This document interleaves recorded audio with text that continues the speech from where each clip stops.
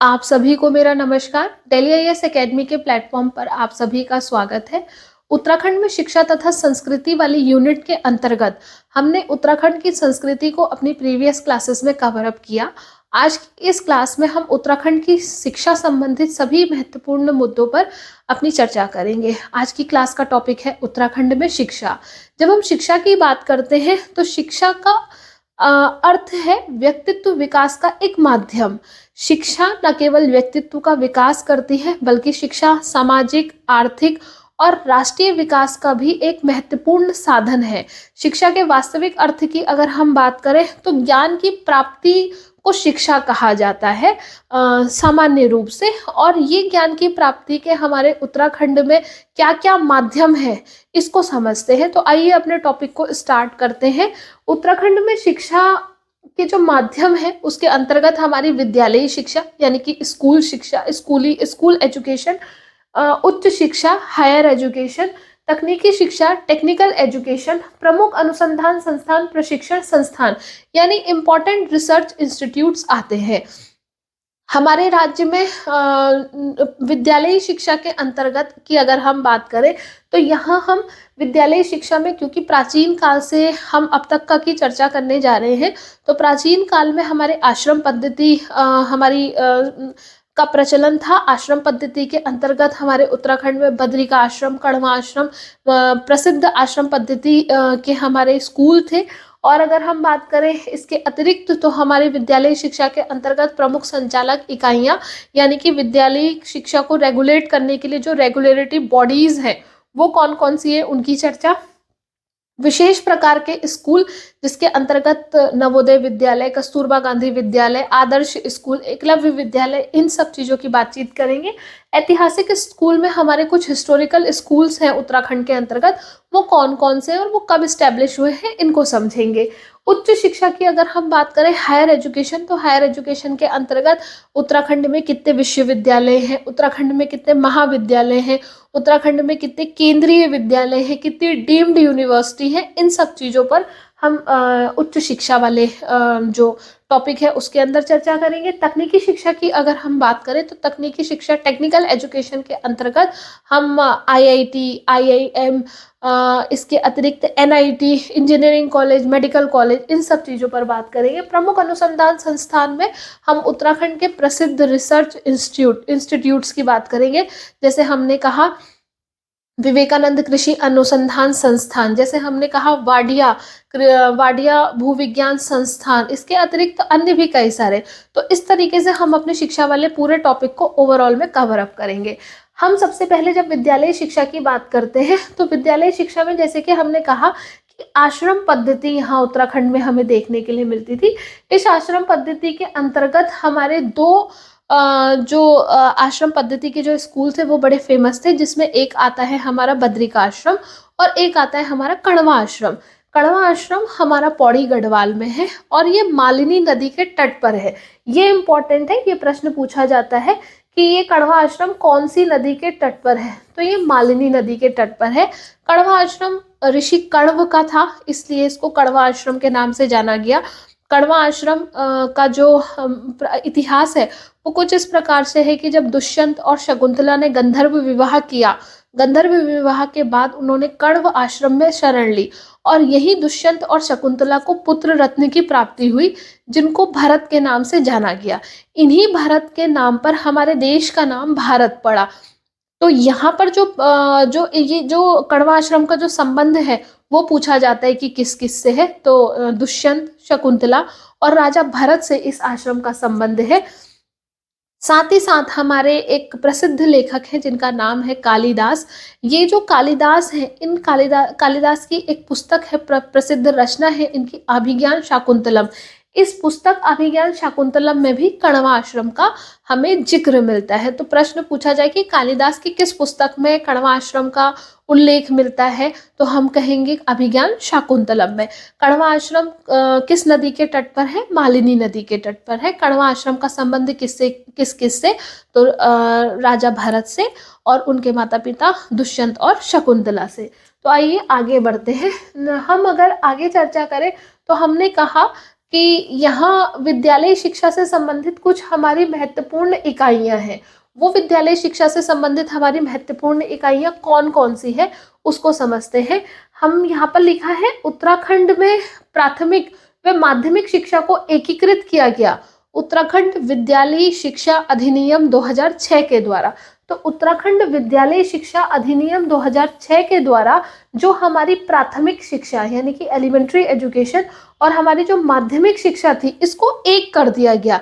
एक कहने का मतलब है कि अब 1 to 12th तक का के जो स्कूल है, 1st to 12th तक का के, उनका जो डायरेक्टरेट था, पहले वो अलग अलग था, लेकिन अब वो डायरेक्टरेट को क्या कर दिया गया है, वो निदेशालय एक कर दिया गया है। तो ये कहने का मतलब है कि एकीकरण कर दिया, किसका, प्राथमिक और माध्यमिक शिक्षा का। तो अगर प्रश्न पूछा जाए कि प्राथमिक शिक्षा और माध्यमिक शिक्षा को कब एकीकृत किया गया, तो हम कहेंगे 2006 में। प्राथमिक शिक्षा और माध्यमिक शिक्षा को किस अधिनियम के माध्यम से एकीकृत किया गया, उत्तराखंड विद्यालय शिक्षा अधिनियम 2006 के द्वारा।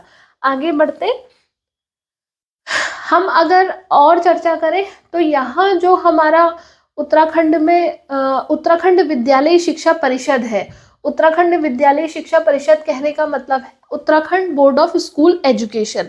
तो जो हमारा Uttarakhand board of school education है, इसकी स्थापना 2001 में की गई है और इसका मुख्यालय रामनगर में है। उत्तराखंड विद्यालय शिक्षा परिषद का जो काम है वो ये है कि जो हमारे 10th और 12th जो बोर्ड है, उन बोर्ड परीक्षाओं को आयोजित करना, वो बोर्ड परीक्षाओं को संचालित कराना, बोर्ड परीक्षाओं का परिणाम जारी करना, उनको परीक्षा पास होने का सर्टिफिकेट प्रोवाइड करना, ये हमारा कौन करता है, उत्तराखंड विद्यालय शिक्षा परिषद, यानी कि उत्तराखंड बोर्ड ऑफ एजुकेशन का ये प्रमुख कार्य है। इसका स्थापना वर्ष पूछा जाता है कि ये कब स्थापित किया गया, तो 2001 में इसको स्थापित किया गया और इसका जो मुख्यालय है वो हमारा रामनगर नैनीताल में है। तो ये दोनों चीजें इंपॉर्टेंट है, इसको भी स्टार लगा लेंगे और इसको भी स्टार लगा लेंगे। बाकी हमने इसका वर्क जान लिया है कि क्या है, वर्क हमसे नहीं पूछा जाएगा। फिर एक आता है SCERT, ठीक इसी प्रकार से जैसे NCERT है। तो NCERT की जब हम बात करते हैं तो national council of education research and training centre NCERT है। जो NCERT है वो नेशनल है, यानी कि राष्ट्रीय स्तर पर है, और जब हम SCERT की बात करते हैं तो ये राज्य स्तर पर होते हैं। तो SCERT जैसे इसकी फुल फॉर्म ही हमें बता रही है, राज्य शैक्षिक अनुसंधान और प्रशिक्षण परिषद, state council of education research and training centre. तो ये जो हमारा SCERT है, इसकी स्थापना 2002 में हुई है। इसका जो हमारा जो ऑफिस है, मुख्यालय जो है वो नरेंद्र नगर टिहरी में है। ये जो SCERT है, इसका काम है कि जो हमारे स्कूलों में पढ़ाया जाता है उसका पाठ्यक्रम तैयार करना, इसके अतिरिक्त टीचर्स की ट्रेनिंग करवाना, इसके अतिरिक्त जो हमारी चैप्टर्स हैं उस चैप्टर्स की डिज़ाइनिंग करना, ये सब काम कौन करता है, हमारा SCERT करता है। तो SCERT से 2-3 फैक्ट इंपॉर्टेंट। SCERT का गठन कब हुआ, 2002 में। SCERT का मुख्यालय कहाँ है, नरेंद्र नगर टिहरी में। और इसके अलावा इसकी फुल फॉर्म क्या होती है, state council of education research and training centre है ये। जैसे ट्रेनिंग भी आ रहा है ना, यहाँ पर ट्रेनिंग है, एजुकेशन एंड ट्रेनिंग सेंटर होता है ये। तो यहाँ पर ट्रेनिंग कहने का मतलब टीचर्स की ट्रेनिंग भी होती है यहाँ पर, ठीक। तो ये हमारा SCERT। तो हमने विद्यालय शिक्षा से संबंधित हमने 3 महत्वपूर्ण चीजों पर चर्चा करी। एक हमने कहा उत्तराखंड में प्राथमिक एवं माध्यमिक शिक्षा को एकीकृत किया गया उत्तराखंड विद्यालय शिक्षा अधिनियम 2006 के द्वारा। दूसरा हमने कहा Uttarakhand board of education, Uttarakhand जो ये हमारा विद्यालय शिक्षा परिषद है, ये हमारा रामनगर में है, इसकी स्थापना 2001 में हुई। SCERT नरेंद्र नगर टिहरी में है और SCERT का जो गठन हुआ है वो 2002 में हुआ है।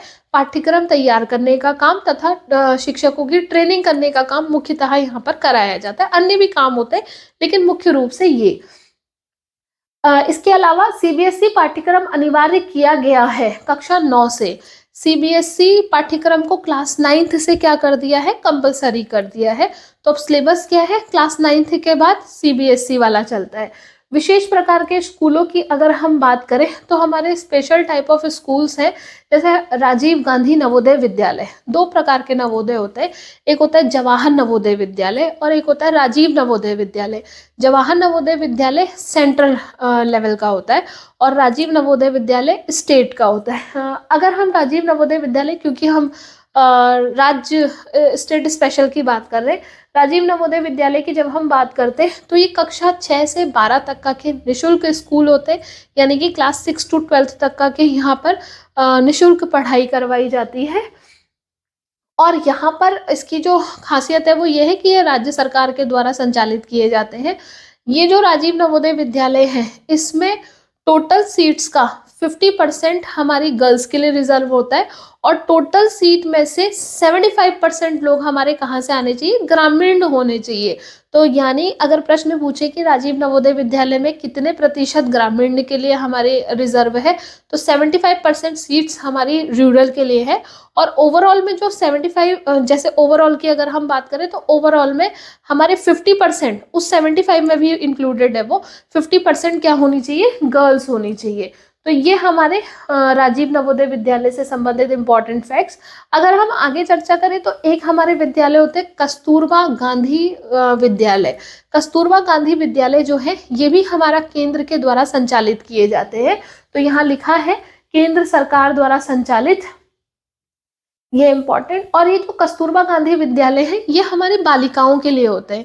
तो यहाँ से कस्तूरबा के नाम से याद रखना है कि बालिकाओं के लिए है ये। और ये विद्यालय SC ST वर्ग की बालिकाओं के लिए होते हैं। SC ST वर्ग की बालिकाओं के लिए कक्षा 6 से 8 तक का निःशुल्क बालिका विद्यालय है ये। तो कस्तूरबा गांधी आवासीय विद्यालय ध्यान में रखना है। देवभूमि मुस्कान योजना, देवभूमि मुस्कान योजना का प्रारंभ 2009 से किया गया है और ये ऐसे विद्यालय हैं जहां पर उन लोगों के बच्चों को पढ़ाया जाता है जो खनन कार्य में लगे होते हैं। तो जो खनन कार्य से संबंधित जो लोग हैं उनके बच्चों को शिक्षा देने के उद्देश्य से देवभूमि मुस्कान योजना के तहत ऐसे विद्यालय खोले गए। तो देवभूमि मुस्कान योजना किससे संबंधित, खनन कार्य से जुड़े हुए लोगों के बच्चों की शिक्षा से संबंधित, यानी कि उन लोगों के बच्चों को शिक्षा दी जाती है जो खनन से संबंधित है। जगजीवन राम विद्यालय 1 से 1 to 12 तक होते हैं, ये SC के लिए है, SC वर्ग के लिए। ये भी हमारे आवासीय विद्यालय है। एकलव्य विद्यालय भी हमारे SC ST वर्ग के लिए होते हैं। तो अगर पूछे आपसे कि स्पेशली SC वर्ग के कौन से स्कूल होते हैं, SC के लिए जो आवासीय विद्यालय है वो कौन से हैं, तो हम कहेंगे जगजीवन राम विद्यालय। SC ST वर्ग के लिए हम कहेंगे एकलव्य विद्यालय। SC ST बालिकाओं के लिए कस्तूरबा गांधी। नवोदय हमारे राज्य में राजीव नवोदय विद्यालय, जिसकी 75% सीटें रूरल होती है, ग्रामीण के लिए आरक्षित है। और पूरी की पूरी टोटल सीटों में से 50% क्या होनी चाहिए, उसमें बालिकाएं आनी चाहिए, यानी कि अर्बन भी और रूरल भी क्या होनी चाहिए, अर्बन रूरल दोनों मिलाकर 50% सीट्स में कौन आनी चाहिए, गर्ल्स आनी चाहिए। तो ये हमारा हमारे इम्पोर्टेंट टाइप्स ऑफ स्कूल से संबंधित जो हमारी चर्चा थी। एक होते हैं हमारे आदर्श विद्यालय। आदर्श विद्यालय हमारे प्रत्येक विकास खंड के 2 विद्यालयों को आदर्श विद्यालयों के रूप में डेवलप किया जाता है। आदर्श विद्यालय इसलिए बनाए जाते हैं ताकि एक विद्यालय को आदर्श रूप में दिखाया जाए, ताकि शिक्षा को क्या मिले, शिक्षा को बढ़ावा मिले। जैसे इन आदर्श विद्यालयों में क्या होता है, बड़े क्लासरूम होते हैं, प्रयोगशालाएं होती हैं और पुस्तकालय होता है। इसके अलावा हमारी वॉशरूम्स होते हैं, पानी की अच्छी व्यवस्था होती है। तो इस तरीके से डेवलप किया जाता है जो कि एक आइडियल स्कूल के रूप में प्रेजेंट हो। तो आदर्श विद्यालय शिक्षा को बढ़ावा देने के लिए प्रत्येक विकास खंड में ये खोले जाते हैं। तो आदर्श विद्यालय प्रत्येक विकास खंड में कितने, 2 विद्यालयों को आदर्श विद्यालयों के रूप में विकसित किया गया है। इसके अतिरिक्त अगर हम बात करें तो एक है हमारा शिक्षा का अधिकार अधिनियम, जो कि 2009 में आया और इसे लागू किया गया 2010 में। शिक्षा का अधिकार अधिनियम कहने का अर्थ है right to education. Right to education, हमने एक आर्टिकल पढ़ा था पॉलिटी एंड गवर्नेंस में जब हमने क्लास करी थी तो हमने आर्टिकल 21A की चर्चा करी थी। और अनुच्छेद 21 को ये प्रावधान करता है कि 6 वर्ष से 14 वर्ष की आयु के बच्चों को निशुल्क शिक्षा प्राप्त करवाना राज्य सरकार का क्या है, कर्तव्य है। राज्य सरकार ऐसे प्रावधान करेगी कि जिससे 6 से 14 वर्ष के बच्चों को निशुल्क शिक्षा मिले, जो कि क्या है, एक तरीके का फंडामेंटल राइट है, मौलिक अधिकार है। अगर नहीं हो तो कहाँ जा सकते हैं, इसके अगेंस्ट कोर्ट में जा सकते हैं। तो ऐसी परिस्थिति में जो हमारा 86वां संविधान संशोधन 2002 में किया गया, जिसके माध्यम से हमारा अनुच्छेद 21 क जोड़ा गया, यही 21 क को हमारा जब एक्शन इस पर जब एग्जीक्यूट किया गया, तो इसको एग्जीक्यूट किया गया किसके माध्यम से, शिक्षा का अधिकार अधिनियम के माध्यम से। तो शिक्षा का अधिकार अधिनियम के अंतर्गत सरकार के द्वारा 6 से 14 वर्ष की आयु के बच्चों को निशुल्क शिक्षा देने का प्रावधान है। तो प्रश्न पूछा जाता है यहाँ शिक्षा के अधिकार से कि ये शिक्षा का अधिकार अधिनियम किस वर्ष आया और किस वर्ष लागू हुआ। तो ये 2009 में आया, 2010 में लागू हुआ, और ये किसके अंतर्गत आता है, हमारा 21 मौलिक अधिकार 21 क के अंतर्गत आता है। फिर अगर हम आगे देखें तो एक होता है हमारा mid day meal. Mid day meal योजना 1995 से शुरू की गई, और अगर हम इस मिड डे मील की बात करें तो 2021 या 22 में इसका नाम बदला गया और इसको पीएम पोषण मिशन के नाम से जाना जाता है। तो ये जो मिड डे मील योजना है, इसके अंतर्गत सरकारी तथा सरकार की सहायता से चल रहे विद्यालयों को सरकार की ओर से कक्षा 1 से 8 तक का, ये इम्पोर्टेंट है, कक्षा 1 से 8 तक का निशुल्क भोजन प्रदान किया जाता है। ये जो निशुल्क भोजन इसलिए भी दिया जाता है, एक हमारी स्कीम थी, हमारी इंटीग्रेटेड चाइल्ड डेवलपमेंट स्कीम, उसमें भी ये सब कहा गया था कि बच्चों को कुपोषण से दूर करना होगा। और जब बच्चों को कुपोषण से दूर करना होगा, इसको जब शिक्षा से जोड़ा गया, तो शिक्षा का प्रचार प्रसार भी हो और बच्चों का कुपोषण भी दूर हो, इसके लिए ये मिड डे मील शुरू किया गया 1995 में। तो ये हमारा एक तरीके से शिक्षा का बढ़ावा भी है और कुपोषण, माल न्यूट्रिशन को दूर करने का एक माध्यम भी है। यहाँ से जो प्रश्न पूछा जाता है वो ये पूछा जाता है कि ये मिड डे मील योजना कब शुरू की गई। तो मिड डे मील योजना हमारी 1995 में शुरू की गई। अब इसका नाम बदल दिया गया है, अब इसका नाम पीएम पोषण मिशन कर दिया गया है। और ये कहाँ कौन सी क्लास से कौन सी क्लास तक का को मिलता है, 1st to 8th तक का के बच्चों को ये निशुल्क भोजन प्रदान किया जाता है। एक हमारी योजना है स्कूल चलो अभियान। तो जब हम स्कूल चलो अभियान की बात करते हैं, तो ये स्कूल चलो अभियान सभी को शिक्षा सभी को ज्ञान, इसका उद्देश्य था। यानी कि प्राथमिक और उच्च प्राथमिक विद्यालयों में 100% नामांकन करने के लिए, यानी कि बच्चों को और उनके पेरेंट्स को प्रोत्साहित किया गया इसके माध्यम से कि बच्चों को स्कूल भेजना क्या है, जरूरी है। क्योंकि अगर बेसिक एजुकेशन नहीं मिलेगी तो कहीं ना कहीं समाज का जो स्वरूप है वो क्या होता है, बिगड़ जाता है।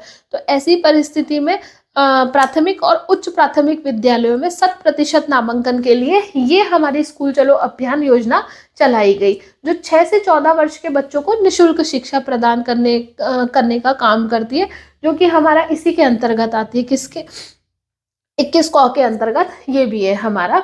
तो ये हमारी कुछ इम्पोर्टेंट हमारी योजनाएं थी। इस इम्पोर्टेंट योजनाओं के अंतर्गत हमने कुछ विशेष प्रकार के स्कूलों को समझा, जिसमें हमने राजीव नवोदय विद्यालय की चर्चा करी, कस्तूरबा गांधी SC/ST वर्ग की बालिकाओं के लिए केंद्र द्वारा संचालित। फिर हमने एकलव्य विद्यालयों की बात करी, जिसमें हमारे SC वर्ग के जो छात्र छात्राएं उनके लिए हमारा आवासीय विद्यालय है उते। देवभूमि मुस्कान योजना के अंतर्गत खनन कार्य से जुड़े हुए लोगों से संबंधित जो लोग होते हैं उनके बच्चों के लिए जो स्कूल बनाए गए हैं उनके लिए। और साथ ही साथ हमने यहाँ पर जो चर्चा करी वो आदर्श विद्यालय की भी बात करी, जिसमें हमने कहा कि आदर्श विद्यालयों को इसलिए डेवलप किया जा रहा है ताकि और स्कूल भी उनके टर्म्स पे, मतलब उनकी आइडियोलॉजी पर ही क्या हो, डेवलप हो। इसके अतिरिक्त शिक्षा का अधिकार अधिनियम हमने समझा और प्रमुख योजनाओं के अंतर्गत स्कूल चलो अभियान, मिड डे मील की बात करी। अब हम ऐतिहासिक स्कूल की चर्चा करते हैं। उत्तराखंड में 2 ऐतिहासिक स्कूल हैं, जिसमें एक है हमारा दून कॉलेज, जो भारत का प्रथम पंजीकृत स्कूल है, फर्स्ट रजिस्टर्ड स्कूल है हमारा दून कॉलेज, और इसकी स्थापना सन 1935 में हुई। इसके संस्थापक पूछ लिए जाते हैं कई बार, तो बैरिस्टर सतीश रंजन दास इसके संस्थापक हैं। तो दून कॉलेज भारत का प्रथम first registered school of India, established in 1935, established by barrister Satish Ranjan Das. अगर हम दूसरी बात करें, दूसरे ऐतिहासिक स्कूल की बात करें, तो एक हमारा विद्यालय है डीएवी देहरादून। इसका कई बार संस्थापक का नाम पूछा गया है। तो ये जो डीएवी देहरादून है, ये 1902 में एस्टेब्लिश हो गया था, और हमारी आज़ादी से पहले। और ये जो डीएवी स्कूल के संस्थापक हैं, ये है ठाकुर पूर्ण सिंह रावत, इसके संस्थापक हैं। तो ये हमारे स्कूल यानी कि विद्यालय शिक्षा से संबंधित हमारी जो ओवरऑल में जो हमारी सारी कंप्लीट जो बातचीत थी वो हमने कवर अप करी। इसकी नेक्स्ट वीडियो में हम उच्च शिक्षा संबंधित चीज़ों को समझेंगे। आज की क्लास के लिए thank you so much. Next video में मिलते हैं।